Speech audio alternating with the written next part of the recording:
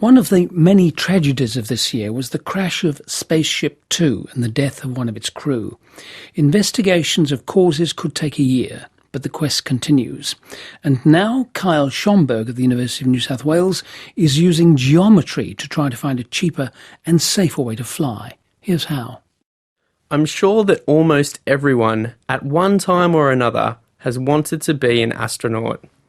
Maybe it was when you were young, looking up at the sky on a starry night, or maybe, like me, the idea of going into space is still quite exciting. Well, it seems that we're not alone, and now even private companies are interested in getting from here on Earth into orbit. And the best part about this is that we can all go too. For example, Virgin Galactic has started taking deposits for tickets on their commercial spacecraft, which is capable of taking almost anyone up into orbit for around $250,000. And while this seems like a hefty price tag, it's a bargain compared to the $5 billion NASA was spending per head during the Apollo program.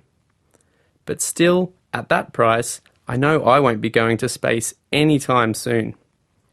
So what makes it so expensive? Well, part of the reason is due to the rocket engines that are currently used.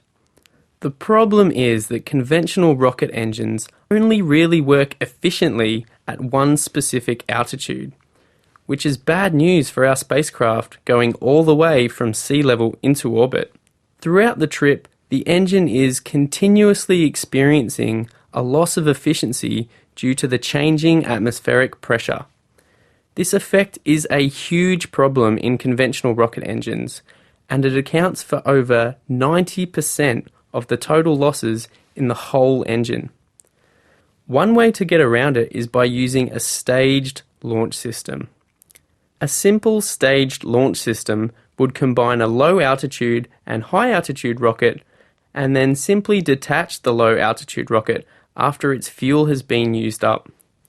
This process is similar to the Space Shuttle, and in fact, almost every other launch system that has ever been used.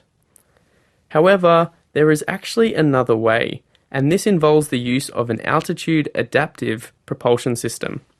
As I mentioned, these altitude losses occur because of how the local atmospheric pressure affects the operation of the rocket engine. But in an altitude-adaptive system, we can actually use the atmosphere to our advantage. If the geometry of the engine is changed using a flow deflector, the impact of the local atmospheric pressure can be positive, increasing the efficiency of the engine rather than reducing it.